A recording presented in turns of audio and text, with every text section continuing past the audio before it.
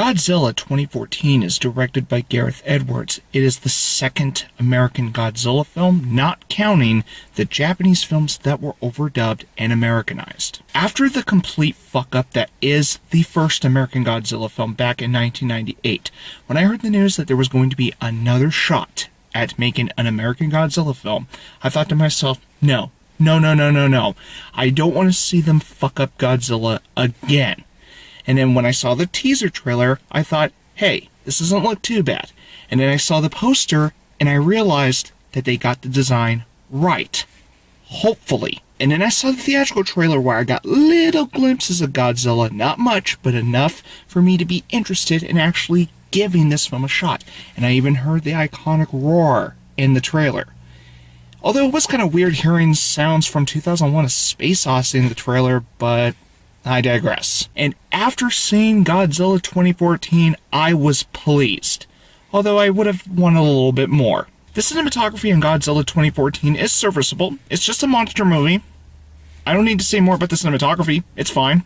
What's really worth talking about Godzilla 2014 in terms of overall visuals are the designs.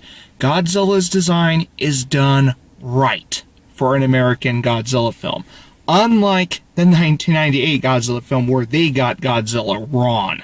As for the acting, Bryan Cranston's entire screen time was worth watching. Everyone else is fine. Elizabeth Olsen's in it. That's cool. In my review of the 1998 Godzilla film, I mentioned that I have not seen any of the Japanese Godzilla films, and the same applies when I'm talking about this next topic.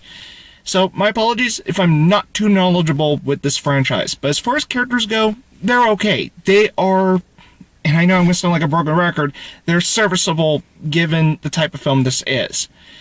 The problem I have with the characters in Godzilla 2014 is that there's too much focus on the main characters and not much focus on the titular monster himself. In fact, Godzilla doesn't get a lot of screen time in Godzilla 2014, which personally I think is the most disappointing thing about Godzilla 2014.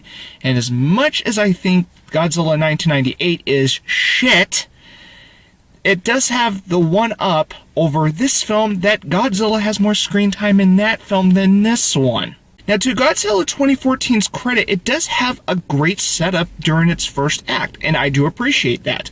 But when the film hits the second act, especially the biggest emotional beat of the film, it starts to lose momentum. Not to mention, when Godzilla doesn't have screen time during the second act, that is where I struggled with this film. However, when Godzilla 2014 hits its third act, it's actually worth waiting for, because when Godzilla's find another monster, which, let's face it, Godzilla as a franchise is known for having monster fights, the monster fight between Godzilla and the Mutos, God, it's awesome! One of these days I plan on talking about the Godzilla franchise, but please bear with me on when I approach that, because trying to get access to the Godzilla films is going to be a bit tricky, knowing its availability concerns.